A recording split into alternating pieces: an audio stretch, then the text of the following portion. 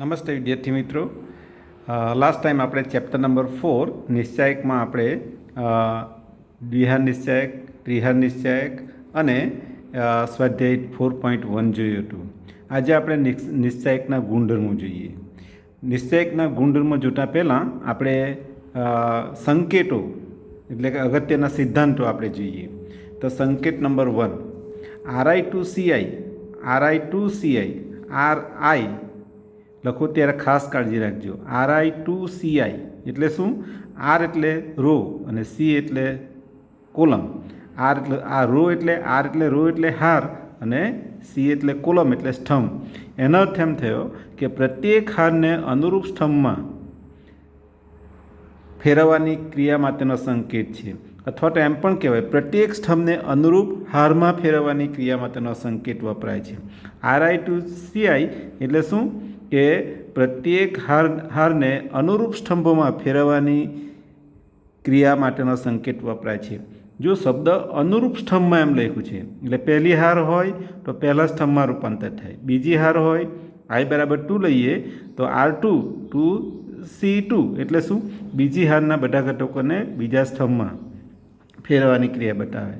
અને R3 two C3 I બરાબર 3 લઈએ તો ત્રીજી હારને ત્રીજા સ્તંભમાં ફેરવવાની ક્રિયા દર્શાવે છે. એટલે આ સંકેત આપણે પહેલો યાદ રાખવાનો. બીજો RI ટુ RG અને RG ટુ RI, જો ડબલ ઇમ્પ્લિકેશન આપેલું છે એટલે શું?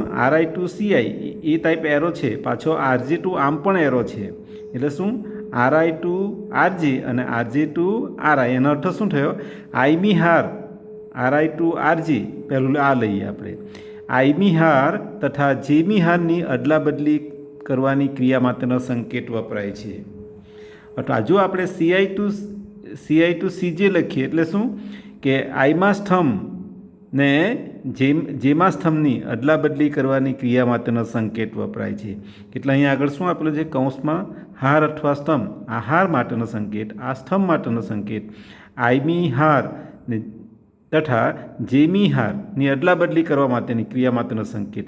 જો CI ટુ CJ લખેલું હોય તો શું? આઈમા સ્તંભ અને જેમા સ્તંભની અદલા બદલી કરવા માટેનો સંકેત કહેવાય છે. ચાલો હવે ત્રીજો સંકેત જોઈએ. RI ટુ KRI એટલે શું? આઈમી હારના, અહીંયા જુઓ, આઈમી હારના બધા ઘટકને, પ્રત્યેક ઘટકને, આઈમી હારના પ્રત્યેક ઘટકને કેટલા વડે? K વડે. K શું છે? K એક વાસ્તવિક સંખ્યા છે. K is not equal to 0 લેવાનું. એટલે કે શું? આઈમી હારના પ્રત્યેક ઘટકને, આઈમી હારના પ્રત્યેક ઘટકને K વડે ગુણવાની ક્રિયા માટેનો સંકેત છે. એટલે પહેલી હાર જે I ધારો કે 1 લઈએ તો I બરાબર 1 લઈએ તો R1 ટુ KR1 એટલે શું? કે પ્રથમ હારના બધા ઘટકોને K વડે ગુણવાની ક્રિયા માટેનો સંકેત છે. તે જ પ્રમાણે CI to KCI, CI to KCI એટલે શું? કે આઈમા સ્તંભના પ્રત્યેક ઘટકને K વડે ગુણવાની ક્રિયા માટેનો સંકેત છે. રાઈટ? એટલે તમારે આ યાદ રાખવાનું ખાસ. આ હવે જુઓ ચોથો સંકેત જુઓ. RI to RI plus KRG એટલે શું? જેમી હારના બધા ઘટકોને K વડે ગુણી આઈમી હારમાં ઘટકમાં ઉમેરવાની ક્રિયા દર્શાવે છે. અથવા CI to CI plus KJ એટલે શું? કે જેમા સ્તંભના બધા ઘટકોને K વડે ગુણી આઈમા સ્તંભમાં ઉમેરવાની ક્રિયા દર્શાવે છે. એટલે અહીંયા લખ્યું જો નિશ્ચાયકની, આ ધારો કે પહેલો સંકેત RI to RJ plus KRJ. RI to એટલે શું? અહીંયા શું? નિશ્ચાયકની જેમી હારના પ્રત્યેક ઘટકને શૂન્યેતર વાસ્તવિક સંખ્યા K વડે ગુણી જેમી હારના અનુરૂપ ઘટકમાં ઉમેરવાની ક્રિયા દર્શાવે છે. આ વિદ્યાર્થી મિત્રો ખાસ સંકેતમાં ભૂલ થવી જોઈએ નહીં. એટલે આ સંકેત, આ 4 સંકેતો તમારે બરાબર યાદ રાખવાના. આપણે એક્ઝામ્પલ ગણીશું ત્યારે જે પહેલી હારના બધા ઘટકોને K વડે ગુણવાનું ત્યારે આ સંકેત આપણે લખવું પડશે. એટલે સંકેત, હાઉ ટુ રાઇટ નોટેશન, સંકેત કેવી રીતે લખવાનો એ વસ્તુ તમને ખ્યાલ હોવો જોઈએ. બીજી વાત જુઓ, નિશ્ચાયકના ગુણધર્મો. નિશ્ચાયકના ગુણધર્મ નંબર 1, નિશ્ચાયકનો પહેલો ગુણધર્મ શું છે? નિશ્ચાયકની બધી જ હારને અનુરૂપ સ્તંભોને ફેરવવામાં આવે તો નિશ્ચાયકનું મૂલ્ય બદલાતું નથી.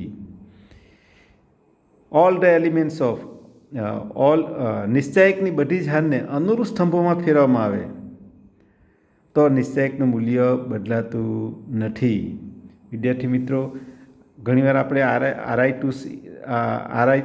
ટુ આરજી અને સીઆઈ ટુ સીજી અદલા બદલી કરીએ અથવા આરઆઈ ટુ સીઆઈ એટલે પ્રત્યેક હારને અનુરૂપ સ્તંભમાં ફેરવવામાં આવે તો નિશ્ચાયકનું મૂલ્ય બદલાતું નથી. બીજો ગુણધર્મ, નિશ્ચાયકની કોઈ પણ બે હારની અદલા બદલી કરતાં મળતા નિશ્ચાયકનું મૂલ્ય આપેલા નિશ્ચાયકની વિરોધી સંખ્યા હોય છે.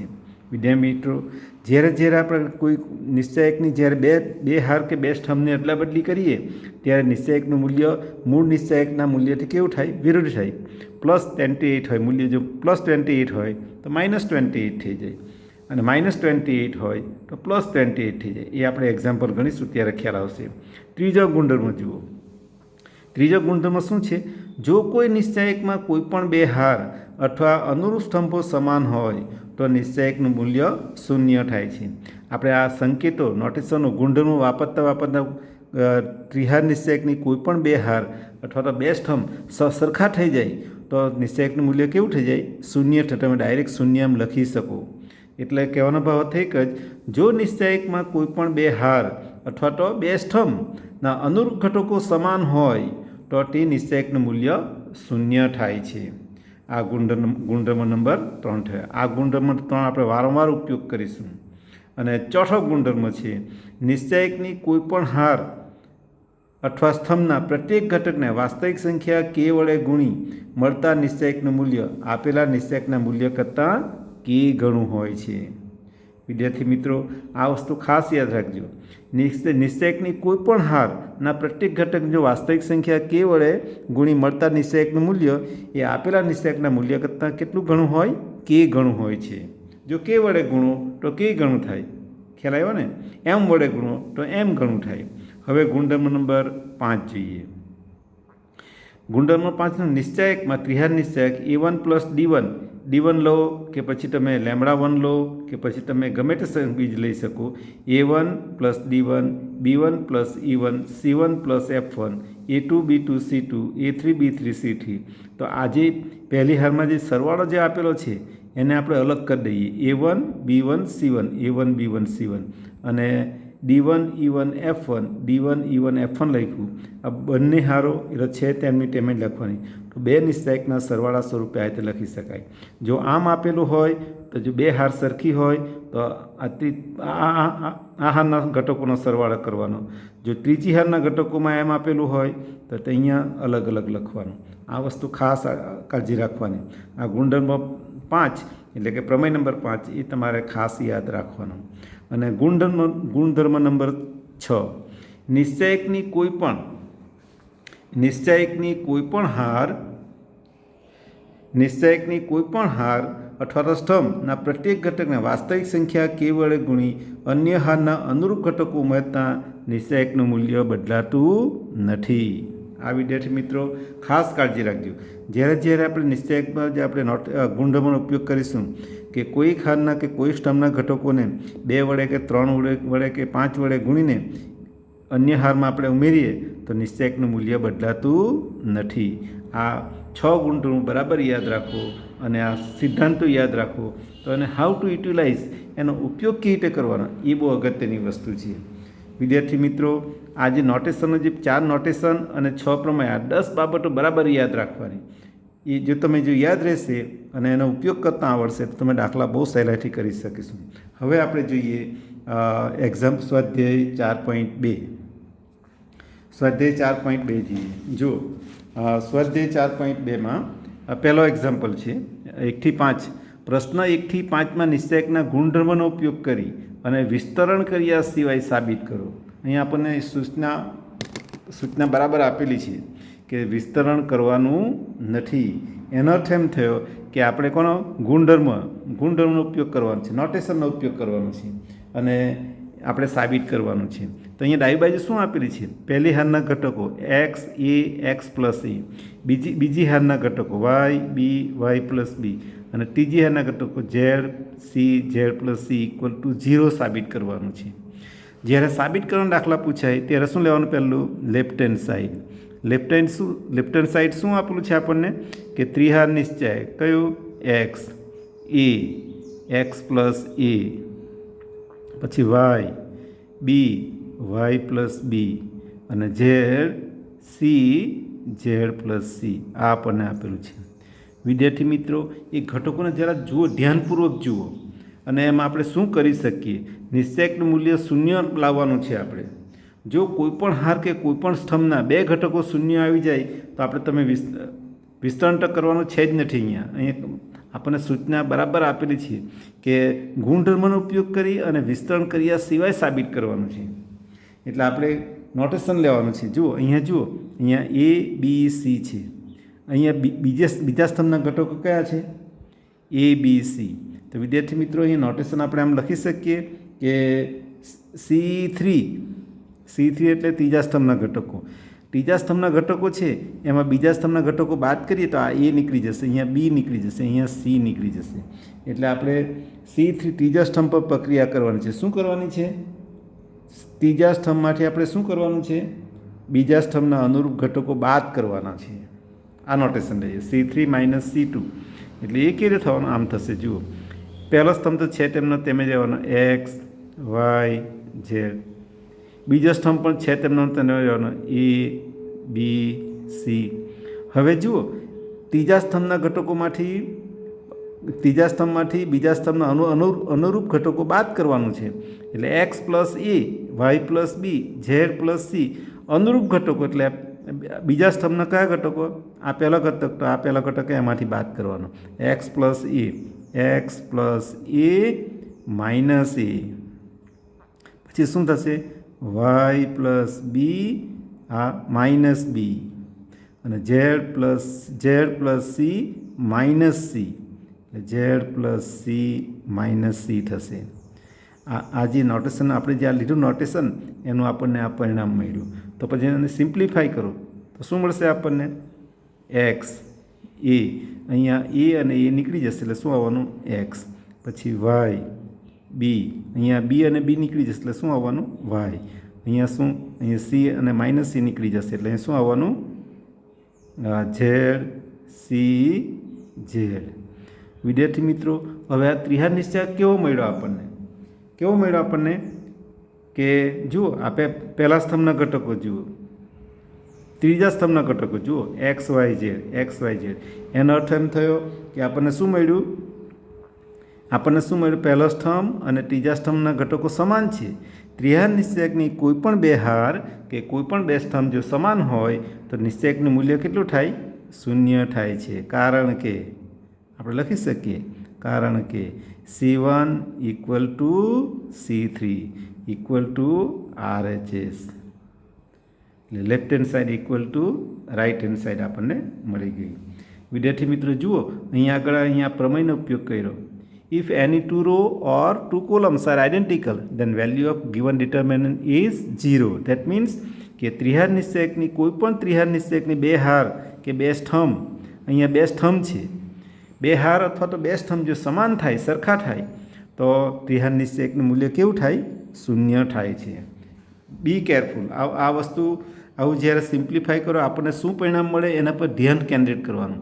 આપણે કોઈ પ્રમેયનો ઉપયોગ કરી શકીએ. આપણને સ્ટ્રાઇક થવું જોઈએ. અહીંયા એક્સ વાય ઝેડ જુઓ, પહેલો સ્તંભ અને ત્રીજો સ્તંભ સરખો મળી ગયો એટલે C1 = C3 થઈ ગયું. તો પછી ગુણધર્મ કયો? ત્રિહાર નિશ્ચયકની કોઈપણ બે હાર કે બે સ્તંભ જો સમાન થાય તો એનું મૂલ્ય કેટલું થાય? શૂન્ય થાય. એટલે આ શૂન્ય લખ્યું એટલે આપણો જવાબ શૂન્ય મળી ગયો. ચાલો હવે એક્ઝામ્પલ નંબર 2 જોઈએ. વિદ્યાર્થી મિત્રો, અહીં આગળ તમે જુઓ, અહીંયા પણ સાબિત કરવાનું છે એટલે આપણે ડાબી બાજુ લઈએ લેફ્ટ હેન્ડ સાઈડ ઇક્વલ શું લઈશું? Left hand side equal two A - B, B - C, C - A, B - C, C - A - B, અને C - A - B - C. આ ડાબી બાજુ છે, રાઈટ? તો આપણે શું કરીશું?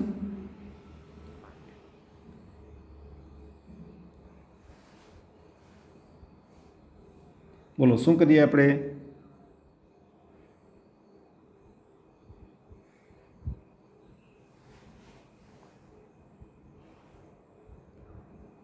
નોટેશન લેવું એટલે શું લઈ શકીએ? a minus B plus B minus C, B minus C, C minus c. જુઓ વિદ્યાર્થી મિત્રો, અહીંયા આપણે શું કરીએ કે આ આપણે આમાંથી આ બાદ કરીએ એટલે શું નોટેશન શું લઈએ? C3 2 minus 1 C3.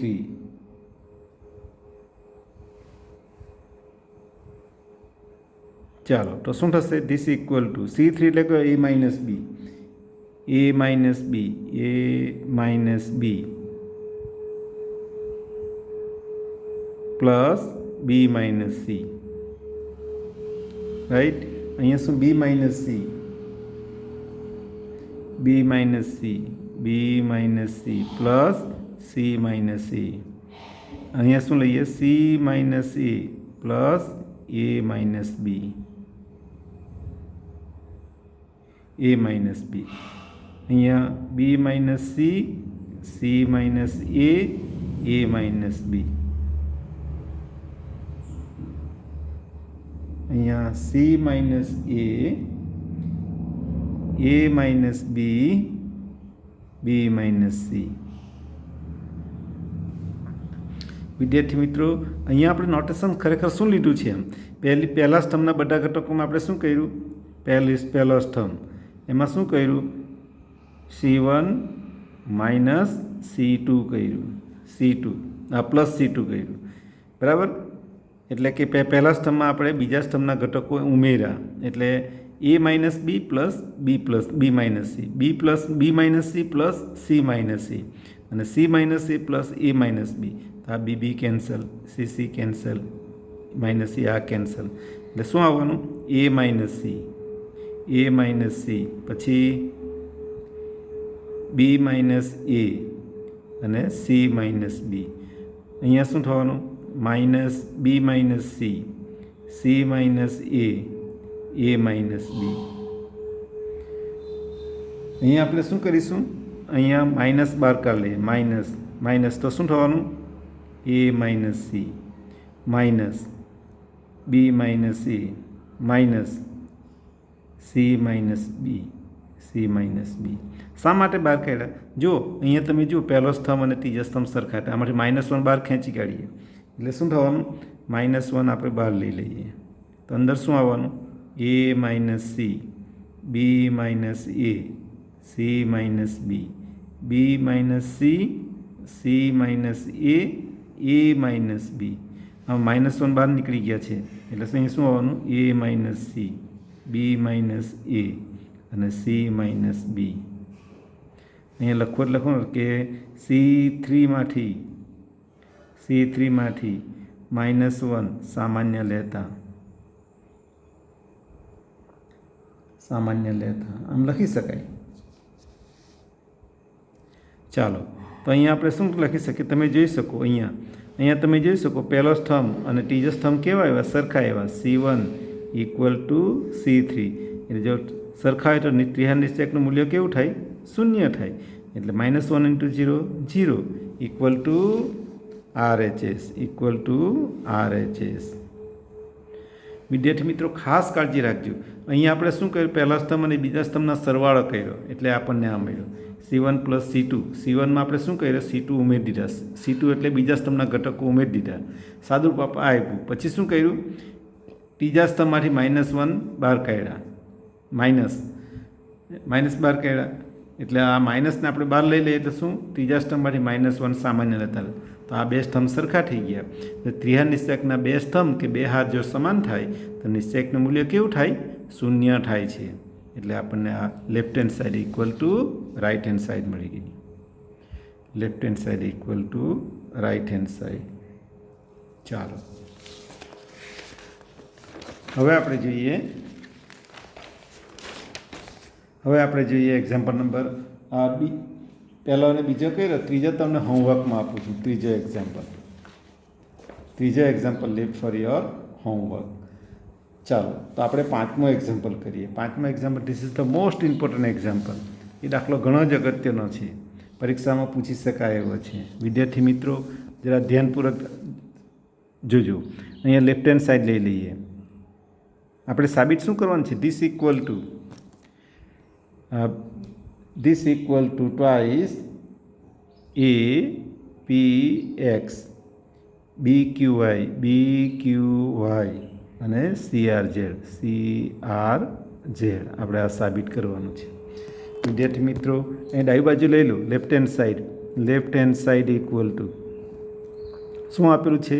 B plus C, Q plus R, Y plus Z, C plus A, R plus P અને ઝેડ પ્લસ એક્સ. ત્રીજું શું આપેલું છે? A plus B, P plus Q, X plus Y. વિદ્યાર્થી મિત્રો જો તમે એક્ઝામ્પલ બરાબર તૈયાર કરેલા હશે તો નોટેશન અને ગુણધર્મો બરાબર તૈયાર કરેલા હશે તો તમે ઉપયોગ કરવામાં વાંધો આવશે નહીં. વિદ્યાર્થી મિત્રો અહીંયા એક વસ્તુ તારણ કાઢજો. અહીંયા પહેલા સ્તંભમાં ABC જ વપરાયેલા છે, બીજા સ્તંભમાં PQR જ વપરાયેલા છે, ત્રીજા સ્તંભમાં XYZ જ છે. એટલે અહીંયા આપણે શું કરીશું? નોટેશન શું લઈશું? R1 એટલે પહેલી હાર પર પ્રક્રિયા કરે. શું કરીએ છીએ? ધ્યાન આપજો. R1 એટલે પહેલી હારમાંથી આપણે બીજી હારના ઘટકો બાદ કરીએ અને ત્રીજી હારના ઘટકો બાદ કરીએ છીએ. એટલે આપણને શું મળવાનું? ધીસ ઇક્વલ ટુ પહેલી હારના ઘટકો બી પ્લસ સી, એમાંથી બીજી હારના ઘટકો બાદ કરીએ એટલે માઇનસ સી માઇનસ એ થવાનું. ત્રીજી હારના ઘટકો બાદ કરીએ એટલે માઇનસ એ માઇનસ બી થવાનું. રાઈટ? તેવી રીતે ક્યુ પ્લસ આર છે, ક્યુ પ્લસ આર, બીજી હારના ઘટકો બાદ કરીએ એટલે માઇનસ આર માઇનસ પી અને માઇનસ પી માઇનસ ક્યુ. અને ત્રીજી હારમાં કે વાય પ્લસ ઝેડ છે, ત્રીજા સ્તંભના ઘટકો, એમાંથી આપણે ત્રીજી હારનો છેલ્લો વાય પ્લસ ઝેડ છે ને, એમાંથી આ બીજી હારના ઘટકો બાદ કરીએ એટલે માઇનસ ઝેડ માઇનસ એક્સ, પછી ત્રીજી હારના બાદ કરીએ એટલે minus X minus Y. Right? C plus A, R plus P, Z plus X. લખો ત્યારે ખાસ કાળજી રાખજો, લખવામાં સિલી મિસ્ટેક થવી જોઈએ નહીં. પી plus Q, X plus Y. આ આપણો ત્રિહાર નિશ્ચય થયો. વિદ્યાર્થી મિત્રો અહીંયા કેન્સલેશન કરો તો અહીંયા plus C minus C cancel, minus A plus B minus B cancel, plus B minus B cancel. એટલે અહીંયા શું આવવાનું? Minus twice A, minus twice A. અહીંયા શું આવશે? માઇનસ ટ્વાઇસ પી આવશે. અહીંયા શું આવશે? માઇનસ ટ્વાઇસ એક્સ આવશે. રાઈટ? એટલે C plus A, R plus P, Z plus X, A plus B, P plus Q અને એક્સ પ્લસ વાય. આ આપણને મળ્યું. હવે આપણે શું કરીશું? નોટેશન લઈશું. નોટેશન શું લઈશું? આપણે શું કરવાનું છે? R1 આમાંથી આપણે બે સામાન્ય લઈએ. કયામાંથી? માઇનસ હાફ, માઇનસ એટલે બે સામાન્ય લઈ લઈએ. -2 સામાન્ય લઈ લઈએ એટલે અહીંયા શું થવાનું? -2. એટલે અહીંયા લખી શકાય એ પી એક્સ, પછી C plus A, R plus P, Z plus X અને A plus B, P plus Q અને એક્સ પ્લસ વાય. અહીંયા લખવું એટલે લખી શકાય કે R1 માંથી -2 સામાન્ય લેતા સામાન્ય લે એટલે આમ પણ લખી શકાય કે R1 શું કરવાનું? -1/2 R1 આમ પણ લખી શકાય. આ લખેલું અને આ લખેલું બંને સરખું જ છે. તમે સંકેતમાં લખો, આ રીતે પણ લખી શકો, આ રીતે પણ લખી શકો. હવે જુઓ વિદ્યાર્થી મિત્રો, અહીંયા તમારે કરવું હોય તો કેવી રીતે કરી શકાય? ખાસ કાળજી રાખજો. અહીંયા એ છે, આમાં પણ એ છે, આમાં પણ એ છે. એટલે આપણે એમ લખીએ અહીંયા કે R2 પર ક્રિયા કરે. R2 માંથી શું કરીએ? બીજી હારના ઘટકો, તેમાંથી આપણે પહેલી હારના ઘટકો બાદ કરીએ એટલે આ એ નીકળી જવાનો, આ પી નીકળી જવાનો, આ એક્સ નીકળી જવાનો. એટલે R2 - R1 એમ લખીશું. અને ત્રીજી હારમાં પણ એવું જ કરીએ. ત્રીજી હારમાં શું કરીએ? અહીંયા R3 માઇનસ R1 એટલે અહીંયા પણ એ નીકળી જશે, અહીંયા પણ P નીકળી જશે, અહીંયા પણ X નીકળી જશે. એટલે આપણને શું મળશે? એ પહેલી હાર તો એમને એમ આવવાની APX. બીજી હારમાં શું કર્યું? બીજી હારમાંથી પહેલી હારના અનુરૂપ ઘટકો બાદ કરીએ એટલે બીજી હારમાં C plus A minus A એટલે અહીંયા શું આવવાનું? C. R plus P minus P એટલે શું આવવાનું? R. અને Z plus X minus X એટલે શું આવવાનું? Z. તે રીતે ત્રીજી હારમાંથી શું કરીએ? R1ના ઘટકો બાદ કરીએ. A પ્લસ Bમાંથી A બાદ કરીએ એટલે શું આવવાનું? B. P પ્લસ Qમાંથી P બાદ કરીએ એટલે Q આવવાનું. અને X પ્લસ વાયમાંથી X બાદ કરીએ એટલે શું આવવાનું? Z આવવાનું. આ આવશે. રાઈટ? એટલે APX CRZ. હવે જુઓ અહીંયા શું કરીએ આપણે? R2 અને R3ની અદલા બદલી કરીએ. આપણે જવાબ શું લાવવાનો છે? ધ્યાન આપવું. APX પહેલી હાર તો આવી ગઈ, પણ અહીંયા જુઓ BQY અને CRZ. અહીંયા બીજી હારમાં CRZ છે અને ત્રીજી હારમાં BQZ છે. એટલે અહીંયા આપણે શું લખીશું કે R2 convert two R2 convert two શું લખીએ? R3. એટલે કે R3 કન્વર્ટ ટુ R2 એટલે બીજી અને ત્રીજી હારની અદલા બદલી કરીએ. એટલે ધીસ ઇક્વલ ટુ આપણે લખી શકીએ R2 ટુ R3 એટલે શું? ડબલ ઇમ્પ્લિકેશન છે. બીજી હાર અને ત્રીજી હારની અદલા બદલી કરીએ એટલે પહેલી હાર તો એમની એમ રહેવાની. બીજી હાર આ BQZ, આ ત્રીજી હાર તે બીજી હાર લખીને બીજી હાર તે ત્રીજી હાર લખી CRZ. અહીંયા 2 લખવાનું રહી ગયું. રાઈટ? -2. અને કોઈ પણ બે હારને એટલે મળતા નિશ્ચયકની કિંમત કેવી થવાનું? ઋણ સંખ્યા મળે એટલે માઇનસ ઇન્ટુ માઇનસ પ્લસ થઈ ગઈ. બરાબર? એટલે આ પ્લસ ચિહ્ન થઈ ગયું. આ પ્લસ, આ ખાસ કાળજી, equal to left hand side equal to right hand side. This is the most important example. ખાસ કાળજી રાખજો.